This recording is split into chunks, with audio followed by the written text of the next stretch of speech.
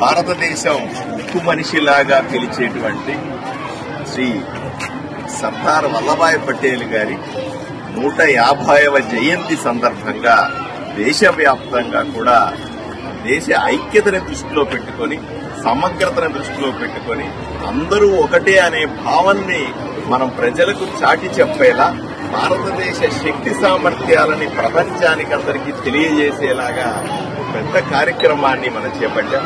అందులో భాగంగా ఈ రోజు ఆదోనిలో కూడా విద్యార్థులు పుర ప్రముఖులందరితో కూడా ఒక ర్యాలీని నిర్వహించి ఆ మహానుభావుణ్ణి మనం గుర్తు తెచ్చుకుంటున్నాం.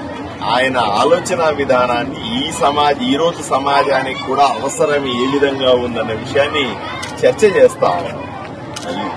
కులాలకు అతీతంగా మతాలకు అతీతంగా దేశాన్ని ఏకం చేసి పెట్టాలి. దేశ ఐక్యత చాలా ముఖ్యమైనది. ప్రజలందరినీ కూడా ఒక తాటి మీద నడపాలన్నటువంటి మన గౌరవ ప్రధానమంత్రి నరేంద్ర మోదీ గారి ఆలోచన విధానాన్ని, గౌరవ ముఖ్యమంత్రి చంద్రబాబు నాయుడు గారి ఆలోచన విధానాన్ని ఈ రోజు ప్రజల్లోకి తీసుకెళ్లే విధంగా ఈ కార్యక్రమాన్ని చేపడతా ఉన్నాం. దీంట్లో పాల్గొంటున్న ప్రతి ఒక్కరికి కూడా ధన్యవాదాలు తెలియజేస్తా ఉన్నాం.